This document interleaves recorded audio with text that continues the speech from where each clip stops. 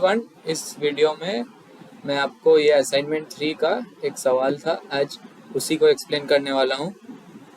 तो एक बार आप क्वेश्चन पढ़ लीजिएगा और आप खुद से ज़रूर ट्राई कीजिएगा। अगर नहीं आया तो वीडियो पॉज करके अभी ट्राई कर लीजिए, नहीं आया तभी आगे देखिएगा।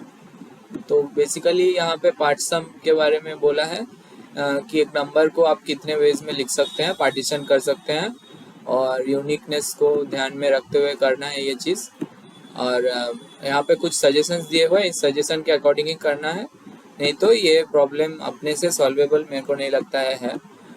यहाँ पे जो बोला है वो हिंट्स ही बहुत है कि amount left to be balance by some arts, ये सब आप पढ़ लीजिए एक बार खुद से और ट्राई करते रहिए। तो हेलो, मैं यहाँ पे आ गया हूँ, नोटपैड में कुछ नोट्स लिखा हूँ। तो पहले मैं जैसे जैसे हाईलाइट करूँगा वैसे ही आप ध्यान दीजिएगा। तो फर्स्ट देखिए, PMN मेरा फंक्शन है। तो ये देखिए M क्या है, N क्या है। First you need to understand that how many ways can M be reached using N as the largest number, ये है, ठीक है।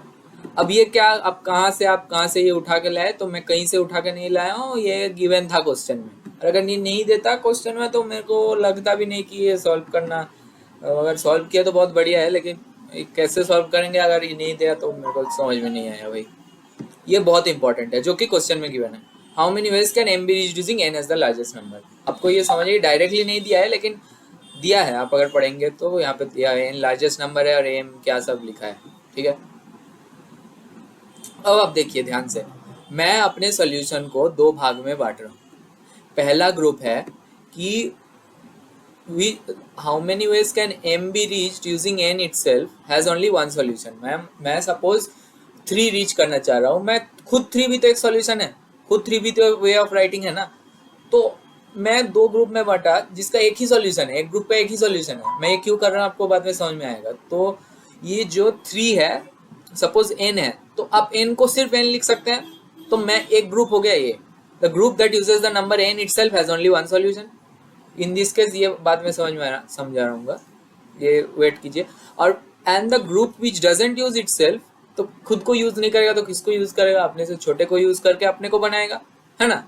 तो एंड डजंट यूज इट, तो मैंने ऐसे दो भागों में बांटा अपने ग्रुप को। अब आप ध्यान से सोचिए, पहले बार मैं खुद से खुद को यूज कर रहा हूँ, दूसरे बार मैं एक मतलब अपने से स्मॉलर नंबर से खुद को बनाने की कोशिश कर रहा हूँ। तो मेरे को इसमें क्या करना है, जो रिकर्शन, तो एक स्टेप अगर मैं नीचे चला गया कि मेरे को अपने दूसरे मतलब छोटे नंबर से अपने को बनाना है, तो उसी समय मैं रिकर्शन का अप्लाई कर दूंगा। तो ऐसे क्या होगा, हमारा प्रॉब्लम बहुत ही स्मॉल प्रॉब्लम्स में ब्रेक डाउन हो जाएगा। अभी आप देखिए, आपको एंड तक तो पूरा समझ में आएगा, ये मैं गारंटी दे रहा हूँ। ध्यान से देखिए, मैं इस चीज को जो ये लिखा है PMN, how many ways can M be reached using N as the largest number, इसको मैं ऐसे भी लिख सकता हूँ कि how many ways can M be reached using N-1 as the largest number, ऐसे लिख सकता हूँ। And plus those number of ways plus how many ways can the value M-N be reached using N as the largest number। तो आप देखिए, मेरे को पता है आपका डाउट है M-N में, तो थोड़ा ध्यान से पेशेंस रखिए। और वी हैव ऑलरेडी, देखिए N क्यों मैंने ये दिया, क्योंकि मेरे बकेट में अभी कितना बचा, मैं ऑलरेडी N यूज कर चुका हूँ बनाने में। और ये कौन सा केस है, ये पहला वाला केस है इन द करंट इटरेशन। तो ये वाला मेरे पास आ रहा है ना फॉर्मूला।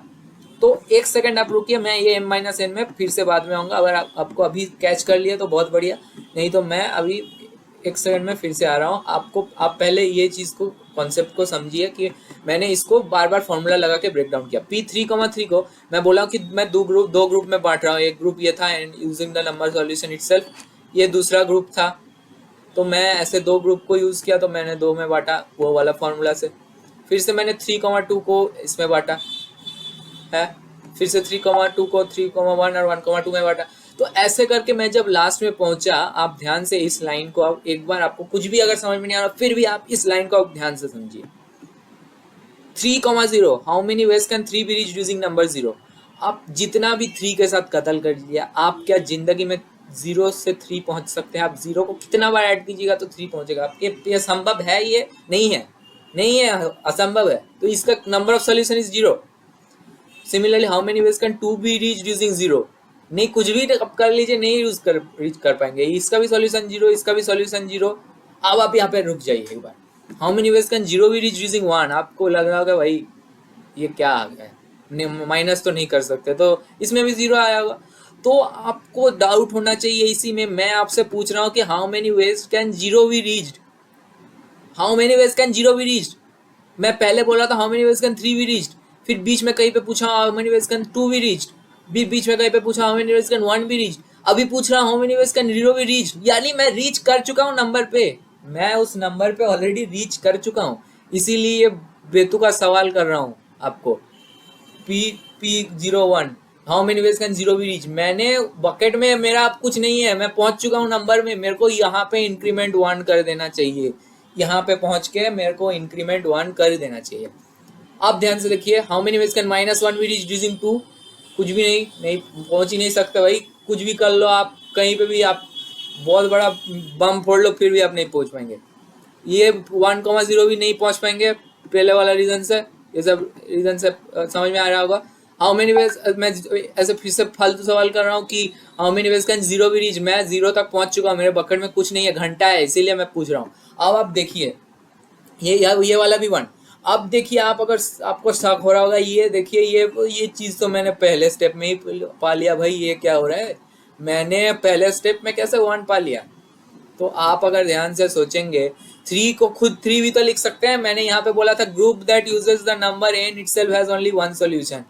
थ्री को खुद से थ्री भी तो लिख सकते हैं। तो मैं बोल रहा हूँ मैंने थ्री को थ्री से लिख दिया, मैंने थ्री को थ्री से लिख दिया। अब मेरे बकेट में कुछ नहीं बचा, अब मेरे बकेट में कुछ नहीं बचा। अब मेरे को मैंने इसका मतलब तो वन होता है, मैं पहले ही बोला हूँ how many ways can zero भी रीच। तो मैं ऐसा सवाल कर रहा हूँ क्योंकि मैं जीरो रीच कर चुका हूँ, तो इसका मैं वन ले लिया। अब देखिए इसमें देखिए इन दिस केस P03, अब आपको समझ में आ रहा होगा। ये P03 नंबर मैं n से n को लिख चुका हूँ और मेरे पास कुछ भी लिखने को नहीं है, मेरे बकेट में जीरो है। तो इसमें ये लास्ट तक कैरी फॉरवर्ड होकर वन ऐड हो जाएगा। वन वे मेरे को पहले स्टेप में ही मेरे को वन वे मिल गया है। ये देखिए पहले स्टेप में ही वन वे मिल गया है। अब आप देखिए कि and A group which does not uses the number itself, in this case P3,2 and further. अब देखिए कि ये 3,2 एंड फर्दर में तो आपको समझ में आ रहा हो कि मैं एक एक करके घटा रहा हूँ। अब दूसरे आर्गुमेंट को एक एक करके घटा रहा हूँ, 3,2, 3,1, 3,0 एक एक करके मैं घटाते जाऊंगा। और एक और में अब आप सोचिए m-n में आप वापस आ जाइए। अब देखिए आपको स्मूथ लगेगा। m-n, n यू, अब देखिए you have already use the largest number. आप बोलेंगे कि ये m-n कौन सा केस है, मैंने दो केस लिया था, ये m-n पहला केस है यूजिंग द नंबर इटसेल्फ। अब बोलेंगे क्या भाई यहाँ पे क्या इटसेल्फ है, यहाँ तो तुम माइनस कर दे रहे हो, बोले इटसेल्फ कर रहे हो माइनस। तो देखो आप, मैंने इटसेल्फ बोला था पहले केस के लिए, यहाँ पे दोनों m इक्वल टू n है। मैंने 3 को 3 से लिख दिया, मैंने 3 को 3 से लिख दिया, मेरे बकेट में कुछ नहीं बचा है, तो मैंने 3 को 3 माइनस 3 0 किया है, समझे। अब आप मेरे को पहला बाद में रिकर्सन का क्या पता भाई, मेरे को बाद वाले रिकर्सन का क्या पता, तो वहां पे तो m not equals to n भी हो सकता है। तो मैं अगर उस केस वन बाद वाले नंबर के, ये तो पहले वाले केस के लिए ओनली वन सॉल्यूशन है, ये तो वन सॉल्यूशन सिर्फ पहले वाले केस के लिए, दूसरे वाले बाकी जो अनदर केसेस होगा वो तो m not equal to n भी हो सकता है। उसमें मेरे को कैसे पता कहाँ पे क्या होगा, है ना। तो उसमें मैं जो चीज को यूज कर ले रहा हूँ, मैं दूसरे नंबर को यूज कर ले रहा हूँ, तो दूसरे नंबर को घटा ले रहा हूँ बकेट से। तो यहाँ पे देखिए मैं पहले m, में पहले क्या किया था, m से m को लिखा, फिर 0, m लिख दिया। तो मैंने m से m को लिख दिया। अब अगर दोनों नंबर इक्वल नहीं हो तो मैं फिर भी वही रिकर्शन कर रहा हूँ, लेकिन तो मैं n को घटा दे रहा हूँ m से, बस और कुछ नहीं। मैं m को n से घटा दे रहा हूँ और फिर मेरे को एक स्टेप मिल गया रिकर्शन का, तो बाकी स्टेप हो गया। ये टावर ऑफ हेनरी की तरह है, आपको बस बेस केसेस निकालने और डिस्ट्रीब्यूशन आपको समझना है कि कैसे जा रहा है चीजें, आपको हर एक केस को नहीं पकड़ना है। तो यहाँ पे मैंने आपको बहुत डिटेल में ही समझा दिया कि ये कैसे एग्जैक्टली हो रहा है। तो भैया आप एक के बेस केस देख लो। अब आपको एकदम पानी की तरह लगेगा। तो बेस केस है P0, K। अगर आपको कुछ कहीं पे भी डाउट हो रहा है तो पॉज करके एक बार रिवाइंड कर लीजिएगा। बेस केस है 0, K, बेस केस है नेगेटिव, K, बेस केस है I, 0 where K and I less than equal to M। ठीक है, अब देखिए ये वाला मैं आपको समझा चुका, how many ways can 3 be reach using 0, answer is 0 ways, नहीं रीच कर सकते। But if p1, 0, 0,1 is reach, it is 0 is remaining in our bucket. मैंने घटा लिया है यूज करते करते, मेरा बकेट में घंटा बचा है, तो मैं मेरे मतलब we just got a number, मेरे को बकेट में कुछ नहीं है, मतलब we just got a number, that is why. अब देखिए मैं इसको ये भी चीज आपको एक्सप्लेन कर चुका हूँ। Think why we got p0,3 at the beginning itself, क्योंकि मैंने 3 को 3 से पहले ही लिख दिया और मेरे को एक हुए पहले ही मिल गया, जो लास्ट में कैरी फॉरवर्ड हो गया। अब मैंने 3 को छोटा नंबर से लिखना चाहा, मैंने यहाँ पे m इक्वल टू n है, लेकिन फर्स्ट केस वाला ही बाद में ट्रांजिट हो रहा है, m माइनस n में ट्रांसफर हो जा रहा है। अब मैं m माइनस n को कर रहा हूँ, जो क्यों कर रहा हूँ, क्योंकि n को यूज कर रहा हूँ, m से घटा दे रहा हूँ, n को यूज करके फिर से m से घटा दे रहा हूँ। मेरे को अगर नेगेटिव नंबर मिले तो मैं बोला हूँ कि भाई 1 माइनस 1 तो मैं रीच नहीं कर पाऊंगा, 0 बेस हो सकता है इसका, तो मैं बेस केस में इसको 0 डाल दूंगा। ठीक है, अब आपको बहुत क्लियरली मेरे को लग रहा है समझ में आ गया होगा, नहीं आया तो रिवाइंड कर सकते हो। तो देखिए कोड में कुछ है ही नहीं, मैम जैसे बोली थी लॉन्ग इन लेने, मैंने वैसे ही लिया, और ये काउंट 0 रिटर्न 0 का else if n equal to 0 return 1, else if n less than 0 return 0, return part sum count minus 1 count, ये वाला आपको समझ में आया होगा। मैंने बस यहाँ पर n काउंट था, काउंट n, तो मैम ने ये, अगर आप ध्यान से क्वेश्चन को फिर से पढ़ेंगे तो अब आपको इतना आसान लगेगा कि मतलब ये मैम ने बोल दिया था कैसे करना है। मैम ने बोल दिया था कि दूसरे आर्गुमेंट को लो लार्जेस्ट नंबर, तो भाई कोई और जो लड़का करेगा वो भी दूसरे आर्गुमेंट को लार्जेस्ट नंबर किया, तो फिर कोड और मेरा उसके में क्या फर्क हुआ, इसलिए मैंने थोड़ा फ्लिप कर दिया है यूनिक बनाने के लिए। भाई सेफ साइड में रहो, क्या क्यों झगड़ा करना। तो ये आपको समझ में आ गया होगा बहुत ही बेहतर तरीके से। अब मैं ये एक दोस्त को समझाया गूगल मीट पे, वो एक और शानदार आइडिया दिया, आप ये सोचिएगा जरूर, एलिटर वे। देखिए एलिटर मतलब ये आप बेस केस बस न्याय दे रहे हैं, if m less than n, pm n equal to pm mm, आप ये ध्यान से समझिए, n less than m less than n, तो आप एक बड़े नंबर से छोटे नंबर को बनाने की कोशिश कर रहे हैं, ये तो कभी संभव ही नहीं है ना। तभी संभव है जब दोनों इक्वल हो जाए, या फिर m या फिर फर्दर इटरेशंस में अगर कोई दूसरा बड़ा हो जाए, समझा।